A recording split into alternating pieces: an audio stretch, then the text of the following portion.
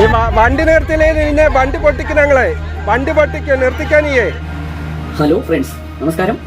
നമ്മുടെ ഭരണഘടനയൊക്കെ വായിച്ചു നോക്കിയാൽ രാഷ്ട്രീയ കക്ഷികളും രാഷ്ട്രീയ പ്രവർത്തകരെയും വിശേഷിപ്പിക്കുന്നത് ജനാധിപത്യത്തിന്റെ കാവൽ ഭടന്മാർ എന്നാണ്. ജനങ്ങൾക്ക് ഒരു പ്രശ്നം വരുമ്പോൾ, ഒരു അനീതി കാണുമ്പോൾ ഏറ്റവും മുന്നിൽ നിന്ന് പോരാടേണ്ടവരാണ് ഈ കാലാൾ ഭടന്മാർ.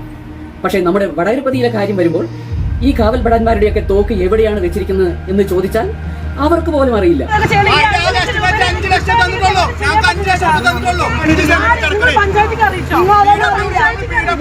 ഇപ്പോൾ ഇവിടെ നടക്കുന്ന അഹല്യയുടെ അണ്ടർഗ്രൗണ്ട് റോഡ് പണി നിങ്ങളും കണ്ടു കാണും.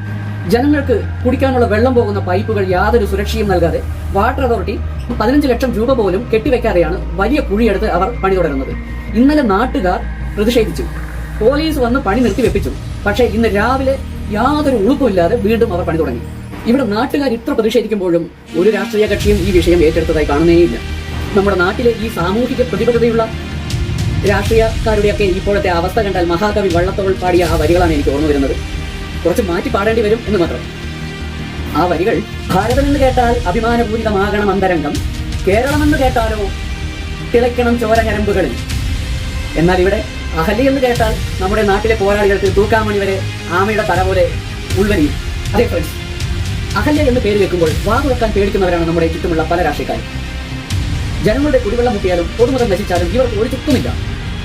ഇവിടെ ചോദ്യങ്ങൾ ചോദിക്കാൻ നാട്ടുകാർക്ക് മാത്രമേ കഴിയൂ. നമ്മുടെ അവകാശങ്ങൾ നമ്മൾ തന്നെ ചോദിച്ചു വാങ്ങേണ്ടിയിരിക്കുന്നു. ഈ അനീതിക്കെതിരെ പ്രതികരിക്കുക, ഒപ്പമുണ്ടാവുക. ഏതായാലും ഒരു ജനകീയ കൂട്ടായ്മ എന്ന നിലയ്ക്ക് ഈ വിഷയത്തിൽ ഞങ്ങൾ വിവിധ വകുപ്പുകൾക്ക്, ജില്ലാ കളക്ടർ ഉൾപ്പെടെയുള്ള വിവിധ വകുപ്പുകൾക്ക് ശ്രദ്ധയിൽപ്പെട്ട ഉടനെ തന്നെ പരാതി നൽകിയിട്ടുണ്ട്. തുടർന്ന് ഫോളോ അപ്പ് ഉണ്ടാവുന്നതാണ്. വീണ്ടും നല്ലൊരു സാമൂഹ്യ പ്രതിബദ്ധതയുള്ള വിഷയവുമായി വീണ്ടും വരാം. ബൈ.